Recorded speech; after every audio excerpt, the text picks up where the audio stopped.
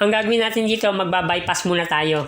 Mga simpleng tutorial lang to para makasunod naman yung mga baguhan natin nagsisimula.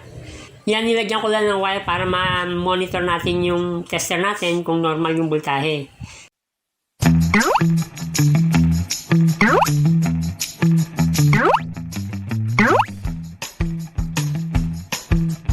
Hello mga katek! Welcome back mga ka-WJT. Gagawa lang tayo ngayon ng simpleng tutorial dito sa mga Bluetooth speaker box. Ang model number nito is KTS-1091. Yung mga ganitong klase, kadalasan to yung mga charging pin yung nagiging problema. Pero ito, subukan natin. Sa tingin ko, hindi naman nakalas yung charging pin eh. Buo naman siya. Okay, testing na lang din natin para malaman nyo kung ano naging problema nito. Yan, pagka sinaksak ko, yan, wala siyang indicator light na nag-charge. Yan yung problema niya, wala. Okay, check natin itong charger niya kung okay naman. Yan, okay naman yung charger niya. Umiilaw eh. Ibig sabihin, may problema tayo dito sa mismong unit. Yan, wala talaga siyang charging. Kahit naka-on, wala siya. Wala rin siyang display. Okay, bubuksan lang natin to para makita natin kung ano yung naging problema. Okay, nabuksan na natin. Tapos tatanggalin lang natin yung mismong board dito. Yan, may dalawa lang naman siyang screw dito. Sa mga napasyalan po sa aking YouTube channel o baguhan pa lang, huwag pong kalilimutan mag-subscribe. Click nyo na rin po yung notification bell button para updated kayo sa aking video. Tapos po pwede na natin hatakin yung board. Yan, ito yung pinaka-motherboard niya. Kung hindi kayo masyadong maalam, picturean nyo para pagka nalilito kayo, alam nyo kung saan ikakabit. Okay? Tanggalin natin. Tapos pakita natin yung mismong board niya. Yan, nandito yung problema eh. Subukan muna natin i-charge. Yan, wala siyang indicator light na umiilaw. Sukatin natin yung voltahe para malaman natin kung may pumapasok sa mismong board. Naka-range tayo ng DC. Tapos sukatin natin yung negative test prod sa mismong ground. Tapos yung positive natin, sukatin natin dito kung may pumapasok. Yan, ito yun. Yan, may 5 volts siya. Ibig sabihin may pumapasok na voltahe. Ngayon, pagdating dito sa mismong out, yan, 0.9 lang. Pag nagpas doon sa charging IC, ay wala ng voltahe. Pero hindi siya umiinit. Wala lang siyang voltaheng pumapasok na normal.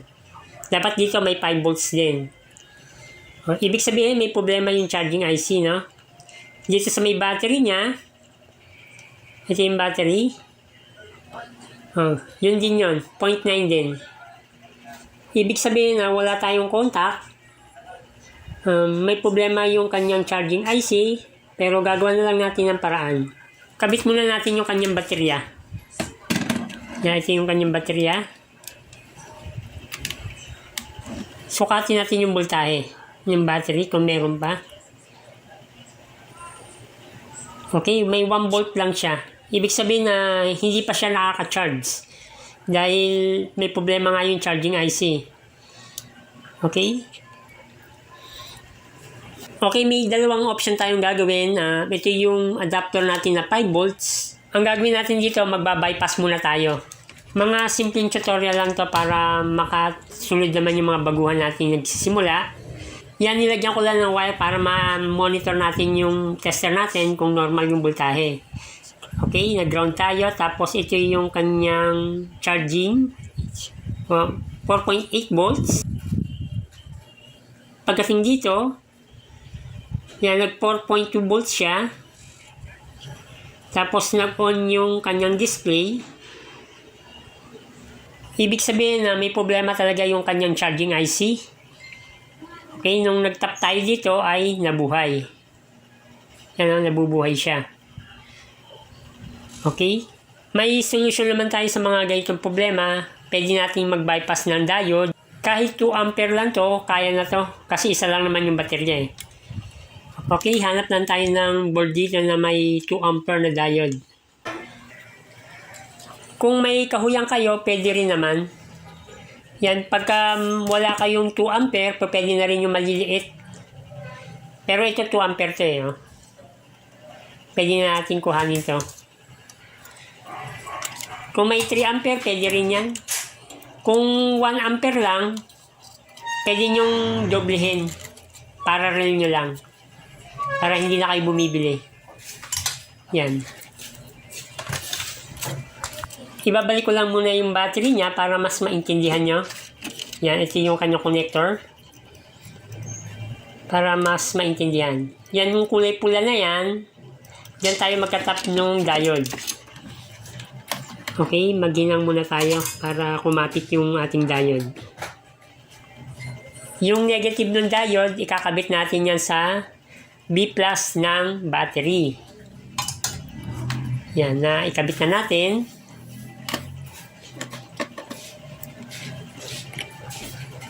Tapos kuha tayo ng wire. Ikakabit natin yan sa positive ng diode, yung wire. Yung negative ng diode, nakakabit siya sa positive ng baterya. Pinaliwanag lang natin ulit. Para makasunod naman yung mga nagsisimula pa lang. Tapos sinangin natin dito sa may charging port. Yan, connection din to ng charging port na positive. Yan yung connection na yan na may capacitor. Diyan nakakontak yon. Kaysa dun sa charging pin tayo mag-contact, masyado maliit. Dito na lang tayo kasi mas madaling ikapit dito. Okay, subukan natin kung gagana na siya. Okay, isaksak natin yung charger.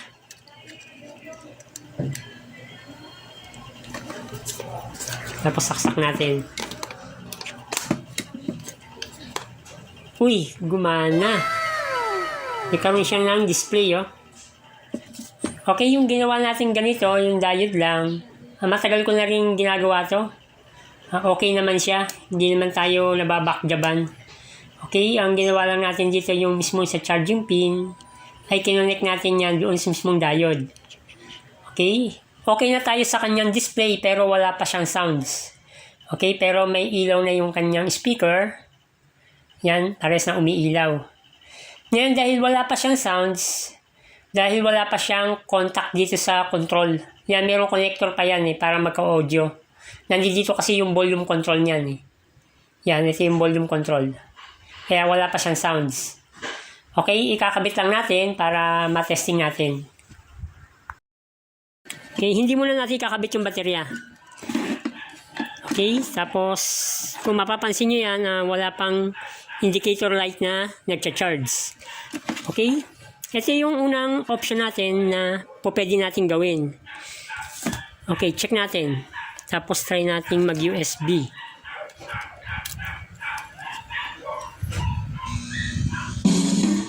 Yan.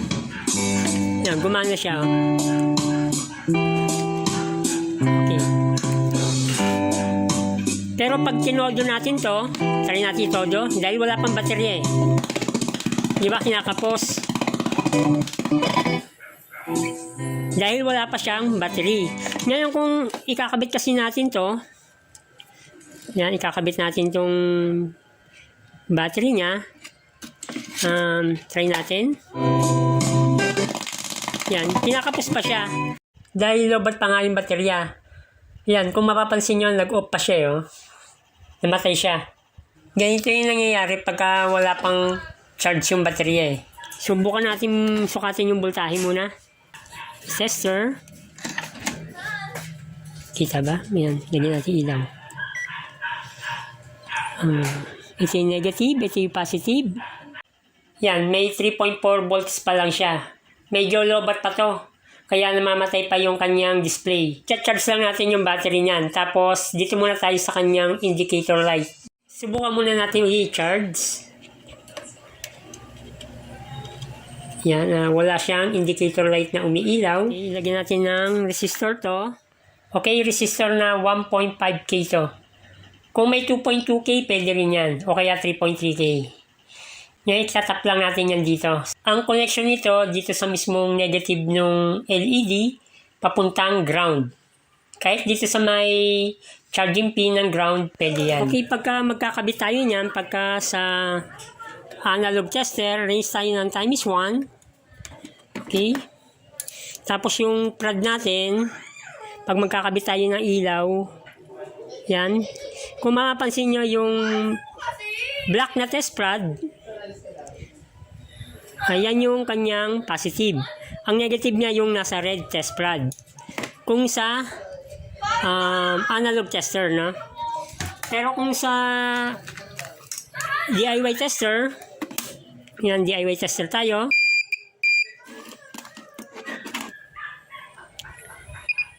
Yan. Ang umilaw sa kanya ay baliktad. Kung mapapansin nyo, yung negative natin ay negative ng LED. Yung positive naman ng yung positive test prod naman natin ay dito sa positive din ng LED. Ang gagawin natin pagka sa ganyan, yung negative ay ikakabit natin sa ground. Okay? Pinaliwanag ko lang kasi merong gumagamit din siguro ng DIY tester natin. Okay? Tapos sa ground siya. Kung sa malapit, pwede nyo gawin yun. Dahil may problema na yung charging IC natin eh. Wala na tayong magagawa kundi pwede natin palitan. Isang option yon, talagang the best yun, palitan. Pero kung wala naman, pwede na yung ganito. Yan. Okay. Lalagyan natin ng resistor. Yan. Tapos, isaksak natin. Tingnan natin kung iilaw siya. Yan. Kung napansin nyo, umilaw na siya. Na nagcha-charge. Okay? Ganun lang. Tapos, subukan natin ilagay itong battery kung okay naman siya. Yan. Nagcha-charge pa rin siya. Kahit i-off ko yan, naka-indicator light pa rin siya. Yan. Makikita na natin na nag-i-indicator na yung charging niya pagka nakasaksak yung charging. Ay, sorry. Okay. Yan.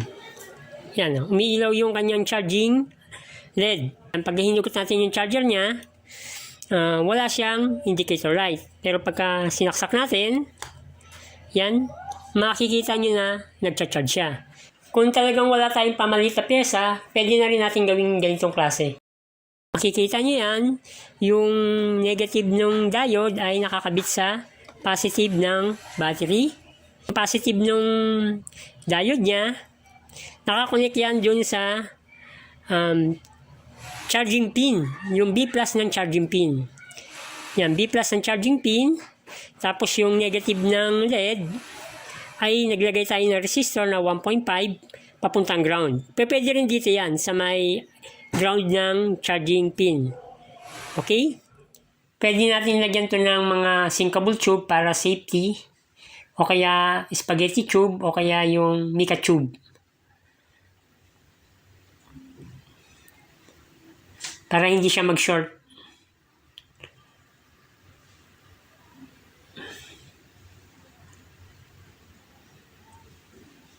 Yan.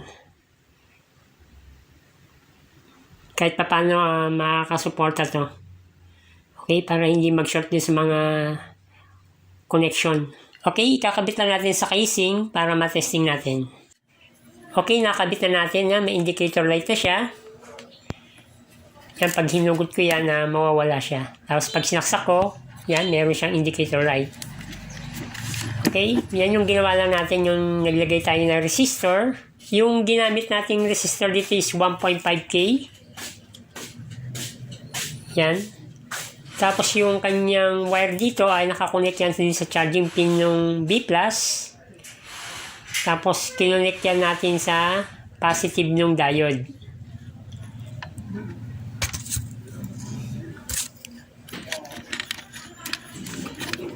Yan, dito tayo nag-connect. Tapos yung negative ng diode, nakakunik yan sa positive ng battery. Kung itong diode na to, kung mapapansin nyo yan, pagka hinawakan ko to, hindi siya umiinit. Yan, no? Normal lang yung init. Yan. Okay naman siya pagka 2 ampere. Yung kanyang indicator light naman, kahit na mag full charge siya, ay umiilaw pa rin yon. Yung resistor na kinabit natin para malaman lang natin kung nag-i-indicate lang na nag-charge. Pero pagka gusto nyo na malaman kung paano na mapuno yung charging, dun tayo sa charger magbabase. Ngayon pagka lumamig yun, ibig sabihin full charge na siya. Okay, try natin i-on. Yan, wala na siyang charger. Pero nagwo-work na siya. Na-charge na natin kasi.